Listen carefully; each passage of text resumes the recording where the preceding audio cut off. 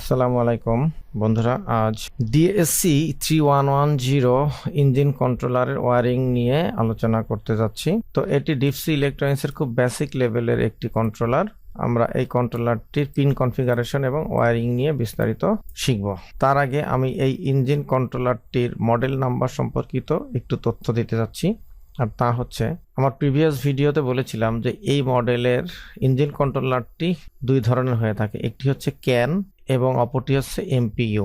ক্যানের full form হচ্ছে controller area network অথবা common area network, এবং এমপিইউ এর ফুল ফর্ম হচ্ছে ম্যাগনেটিক পিকআপ ইউনিট। তো এই কন্ট্রোলারটি দুই ধরনের হয়ে থাকে। যেটা এমপিইউ ভার্সন সেখানে এমপিইউ লেখা থাকবে, এবং যেটি ক্যান ভার্সন সেখানে ক্যান লেখা থাকবে। তারপরেও এইখানে যে মডেল নাম্বারটি উল্লেখ করা আছে, এর থেকেও আমরা এটি জানতে পারি যে এই কন্ট্রোলারটি ক্যান নাকি এমপিইউ। তো বন্ধুরা দেখতে পাচ্ছেন এখানে মডেল নাম্বার লেখা আছে 3110, তারপরে 004। এটি হচ্ছে এই কন্ট্রোলারের হার্ডওয়্যার ভার্সন। অতঃপর 02 যে কথাটি লেখা আছে, এই 02 লেখা থাকলেই আমরা বুঝতে পারবো বা আমাদের বুঝতে হবে যে এটি ক্যান ভার্সন। এবং এখানে যদি 01 লেখা থাকে তবে সেটি হবে এমপিইউ ভার্সন। আমরা দেখে আসি। বন্ধুরা দেখতে পাচ্ছেন এখানে লেখা আছে 01, এটি এমপিইউ ভার্সন। আর 007 হচ্ছে এটির হার্ডওয়্যার ভার্সন। অর্থাৎ হার্ডওয়্যার বিভিন্ন কারণে ম্যানুফ্যাকচারাররা হার্ডওয়্যারের মধ্যে পরিবর্তন এনে থাকেন, আর তখনই এটির একটি ভার্সন নাম্বার দেওয়া হয়। এটি হচ্ছে হার্ডওয়্যার ভার্সন। এটা আমাদের খুব বেশি ইম্পর্টেন্ট না, আমাদের জন্য ইম্পর্টেন্ট হচ্ছে 02 অথবা 01। তো এখন আমরা ওয়ারিং ডায়াগ্রামে চলে যাই। প্রথমত 1 এবং 2, এখানে বন্ধুরা দেখতে পাচ্ছেন লেখা আছে ব্যাটারি নেগেটিভ এবং পজিটিভ। অর্থাৎ এই 1 নাম্বার পিনটিতে আমাদের ব্যাটারি নেগেটিভ কানেকশন দিতে হবে। এখানে গ্রাউন্ড কানেকশন দেখানো আছে। এটি ওভারঅলি ইঞ্জিন এবং বডির চেসিস সহ সব ব্যাটারি নেগেটিভ একই পয়েন্টে কানেক্টেড থাকবে, যে কারণে গ্রাউন্ড কানেকশন দেওয়া আছে, কমন কানেকশন। এবং এখানে হচ্ছে ব্যাটারি নেগেটিভ 1 নাম্বার পিন, এবং 2 নাম্বার পিন হচ্ছে ব্যাটারি পজিটিভ। এবং এখানে একটি ব্যাটারি দেখানো আছে, এবং পাওয়ারটি একটি ফিউজের মাধ্যমে সরবরাহ করা হয়েছে, এবং ফিউজের রেটিং এখানে উল্লেখ করে দেওয়া হয়েছে। আমি জুম আউট করছি। এরপরে হলো আমাদের 3 নাম্বার পিন এবং 4 নাম্বার পিন। বন্ধুরা এখানে লেখা আছে 3 নাম্বার পিনটিতে ফুয়েল আউটপুট এ এবং ক্র্যাঙ্ক আউটপুট নাম্বার বি। অর্থাৎ এই কন্ট্রোলার ডিজিটাল আউটপুটগুলোর মধ্যে দুটি আউটপুট, যার নাম্বার হলো আউটপুট এ এবং বি, যার পিন নাম্বার হচ্ছে 3 এবং 4। এই পিনগুলোকেও কনফিগার করে ইচ্ছামতো ব্যবহার করা যায়, কিন্তু রিকমেন্ড করা থাকে 3 নাম্বার পিনটি ফুয়েল আউটপুটের জন্য বা এসইউ পাওয়ারের জন্য। অর্থাৎ এই আউটপুটটি অন হলেই এর মাধ্যমে এই রিলেটি অন হবে, এবং এর মাধ্যমে ইসিউতে পাওয়ার পাবে এবং ফুয়েল সলিনয়েড অন হবে। এবং এই আউটপুটটি হাই হলে আমাদের ইঞ্জিনের ক্র্যাঙ্কিং ফাংশন অ্যাক্টিভ হবে, অর্থাৎ সেলফ স্টার্টার অন হবে। তো বন্ধুরা এখানে যে দুটো আউটপুট আছে, এর ম্যাক্সিমাম কারেন্ট ক্যাপাসিটি হচ্ছে, আমরা উপর থেকে দেখাচ্ছি, 3 এবং 4, এর ম্যাক্সিমাম কারেন্ট ক্যাপাসিটি হচ্ছে 2.3 এম্পিয়ার। অর্থাৎ এই আউটপুটটি বা এই কন্ট্যাক্টটি 2.3 এম্পিয়ারের বেশি, অর্থাৎ এই কন্ট্যাক্টগুলো 2.3 এম্পিয়ারের বেশি কারেন্ট বহন করতে পারবে না। তাই এই আউটপুটগুলো দিয়ে সরাসরি কোনো ক্যান পাওয়ার কিংবা ফুয়েল রিলেকে অন অফ না করে তার পরিবর্তে এখানে একটি এক্সটার্নাল স্ল্যাব রিলে বা ড্রাইভার রিলে ব্যবহার করতে হবে। ঠিক ক্র্যাঙ্কিং এর ক্ষেত্রে একই কথা। তারপরে হচ্ছে 7 নাম্বার পিন। তো 7 নাম্বার পিনটি দেখাই যাচ্ছে চার্জিং অল্টারনেটরের WL, অথবা এটাকে আমরা D+ বলে থাকি। এই D+ টার্মিনালটি এই 7 নাম্বার পিনের সাথে সংযুক্ত করতে হবে। এর কারণ হচ্ছে জেনারেটরের চার্জিং অল্টারনেটরটা কি চার্জ হচ্ছে নাকি চার্জ ফেল সেটা বোঝানোর জন্য। অর্থাৎ কন্ট্রোলার বুঝবে এই পিনটি যদি চার্জিং অল্টারনেটর থেকে পাওয়ার পায়, অর্থাৎ ভোল্টেজ পায়, তাহলে আমাদের কন্ট্রোলার বুঝতে পারবে যে চার্জিং অল্টারনেটর ফাংশন সম্পন্ন হচ্ছে বা চার্জিং অল্টারনেটর প্রপারলি ফাংশন করছে। এরপরে আসি, এখানে দেখেন বন্ধুরা, এখানে একটি কথা লেখা আছে যেটি হচ্ছে ডিজিটাল ইনপুট।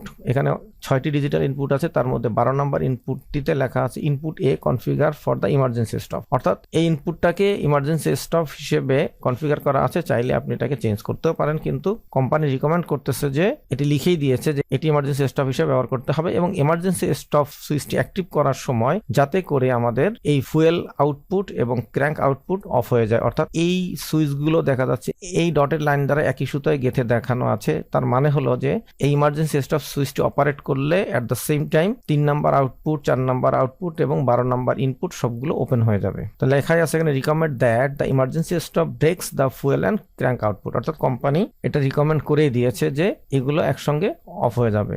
এই ডিজিটাল ইমার্জেন্সি ইনপুট এখানে নেগেটিভের মাধ্যমে 12 নাম্বার পিনে ইমার্জেন্সি ইনপুট দেওয়া হয়েছে, অর্থাৎ ইমার্জেন্সি সুইচটি স্টপ করার সঙ্গে সঙ্গে বা অ্যাক্টিভ করার সঙ্গে সঙ্গে 12 নাম্বার পিনের এই নেগেটিভ সাপ্লাইটি ওপেন হয়ে যাবে। ফলে কন্ট্রোলার বুঝতে পারবে যে ইমার্জেন্সি কোনো সিচুয়েশন ক্রিয়েট করেছে, সে এমনিতেই তখন 3 নাম্বার পিন আউটপুট বন্ধ করে দেবে। তারপরেও ইমার্জেন্সি স্টপ সুইচ অপারেট করার সঙ্গে সঙ্গে এটি ম্যানুয়ালিও অফ হয়ে যাবে। ক্র্যাঙ্ক আউটপুট তো অলওয়েজ অন থাকবে না, কারণ ক্র্যাঙ্ক আউটপুটটি শুধু ইঞ্জিন স্টার্ট হওয়ার মুহূর্তে কিছু সময়ের জন্য বা সামান্য কয়েক সেকেন্ডের জন্য অন হবে। ইঞ্জিন স্টার্ট হয়ে গেলে এই আউটপুটটি অফ হয়ে যাবে, অর্থাৎ এই ক্র্যাঙ্ক আউটপুট সামান্য সময়ের জন্য অন হবে। এরপরে আরো কিছু ইনপুট আছে, সবগুলো ডিজিটাল ইনপুট যেগুলো গ্রাউন্ডের সাপেক্ষে সুইচিং করা হয়েছে। এখানে বিভিন্ন ধরনের সুইচ ব্যবহার করা হয়ে থাকে, যেমন temperature switch, low fuel switch, low coolant switch ইত্যাদি ইত্যাদি। আপনি চাইলে এর যে কোনো ইনপুটকে যে কোনোভাবে ইউজ করতে পারবেন। চাইলে আপনি এটাকে টেম্পারেচার সুইচ ইউজ করতে পারবেন, ভালো না লাগলে আপনার ইচ্ছা হলে আপনি এটাকেও টেম্পারেচার সুইচ হিসেবে ইউজ করতে পারবেন।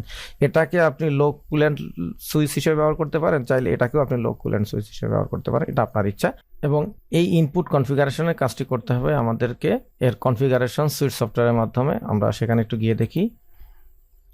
এই কন্ট্রোলারটির ফার্মওয়্যারটি ওপেন হয়েছে, তার মধ্যে আমরা ইনপুটে যাচ্ছি। এরপরে ডিজিটাল ইনপুটে এখানে এ থেকে সি আছে, 3টি ইনপুট আছে। এই 3টি ইনপুটের মধ্যে আমরা যে দেখেন এখানে লেখা আছে ফাংশন ইমার্জেন্সি স্টপ অ্যাসাইন করা হয়েছে। এটা আমরা ইমার্জেন্সি স্টপ হিসেবে ব্যবহার করব, এটাকে আর কনফিগার করব না। আমি যদি চাই এখানে যেতে পারি, গিয়ে এখানে অনেকগুলো অপশন আছে দেখেন, এক্সটার্নাল প্যানেল লক, লো fuel level switch, oil pressure switch, remote start switch. আমি যদি এখন এটাকে লো ফুয়েল সুইচ দিয়ে টিক দিই এবং ক্লোজ টু অ্যাক্টিভ, অর্থাৎ এটা যখনই ক্লোজ হবে সিস্টেমটা অ্যাক্টিভ হবে, অর্থাৎ তখন কন্ট্রোলার বুঝবে যে আমাদের ফুয়েল লেভেল কমে গেছে, সে ইঞ্জিনকে ওয়ার্নিং করবে বা ইঞ্জিনকে বন্ধ করে দিবে। তো এইভাবেই মূলত এটাকে কনফিগার করতে হয়। এখানেও ঠিক একইভাবে আপনি চাইলে এখানে প্রতিটা অপশনে গিয়ে আপনি দেখতে পারেন কোথায় কি আছে, ফাংশনটা কি হবে, ক্লোজ টু অ্যাক্টিভ নাকি ওপেন টু অ্যাক্টিভ, সেটা এখানে অ্যাসাইন করতে হবে। এরপরে এটাকে আপনি যখন রাইট করবেন প্রোগ্রামের মধ্যে, যেটা আমি প্রিভিয়াস ভিডিওতে দেখিয়েছি, চাইলে আপনারা সেটা দেখে আসতে পারেন। আমি আই বাটনে এবং ডেসক্রিপশনে লিঙ্ক দিয়ে দিব। তো এইভাবে এই ইনপুটগুলোকে কনফিগার করতে হয়। এরপরে আরো 2টি অতিরিক্ত আউটপুট আছে, 5 এবং 6 নাম্বার পিন। আপনি চাইলে এই দুটো পিনকেও আপনাদের মতো করে বা কোনো প্রয়োজনে আপনারা এটাকে অ্যাসাইন করতে পারেন। তারপরে আসলো 10 এবং 11 নাম্বার পিন। আপনার কন্ট্রোলারটি যদি ক্যান ভার্সন হয়ে থাকে তাহলে ইঞ্জিন থেকে এখানে 2টি কানেকশন আসবে। ক্যানের 2টো ডাটা কেবল থাকে, একটিকে বলা হয় লো এবং আরেকটিকে বলা হয় হাই। এই লো এবং হাই এর কানেকশনটা এইভাবে কানেকশন করতে হবে, 10 নম্বর পিনে লো কেবল এবং 11 নম্বর পিনে হাই কেবল। এবং এখানে আরেকটি বিষয় মনে রাখতে হবে যে এই ক্যান কানেকশনের ক্ষেত্রে ইঞ্জিনের ইসিও সাইটে একটি 120 ওহমের রেজিস্টর প্যারালালে কানেক্টেড করতে হবে, যেটা এখানে দেখানো আছে, এভাবে করে নিতে হবে। এখন যদি আপনার এই কন্ট্রোলারটি এমপিইউ ভার্সন হয় তাহলে এই ফাংশনটি আর থাকবে না বা এইভাবে আর ব্যবহার করা যাবে না, বা এটি আপনি ভুলে যান।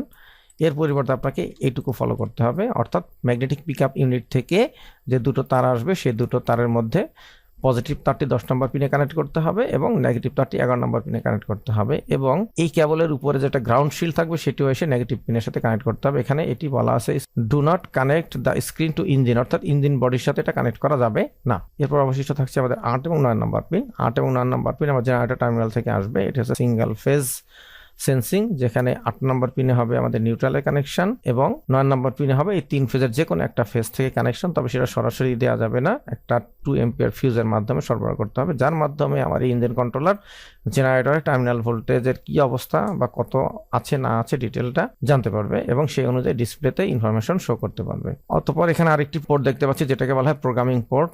এটা একটি USB type D female port. এটির মাধ্যমে এই কন্ট্রোলারটিকে কম্পিউটারের সাথে বা যে কোনো ল্যাপটপের সাথে ডাটা কেবল বা ইউএসবি কেবলের মাধ্যমে কানেক্ট করে এটির কনফিগারেশন করা যায়। তো আমরা সেই কনফিগারেশনটা কিভাবে করতে হয় এর আগের ভিডিওতে দেখিয়েছি। আমি পরবর্তী ভিডিওতে ম্যানুয়াল কনফিগারেশন কিভাবে করতে হয় সেটি নিয়ে আলোচনা করব। সেই অবধি সবাই ভালো থাকেন। আর আজকের আলোচনাটি যদি আপনাদের কাছে ভালো লেগে থাকে তাহলে কমেন্টস করে জানান এবং কোথাও কোনো সমস্যা থাকলেও সে ব্যাপারে কমেন্টস করতে পারেন। আমি যথাসাধ্য আপনাদের কমেন্টসের উত্তর দেওয়ার চেষ্টা করব ইনশাআল্লাহ। সবাইকে আবারও ধন্যবাদ জানিয়ে আজকের আলোচনা এখানেই শেষ করছি। আল্লাহ হাফেজ।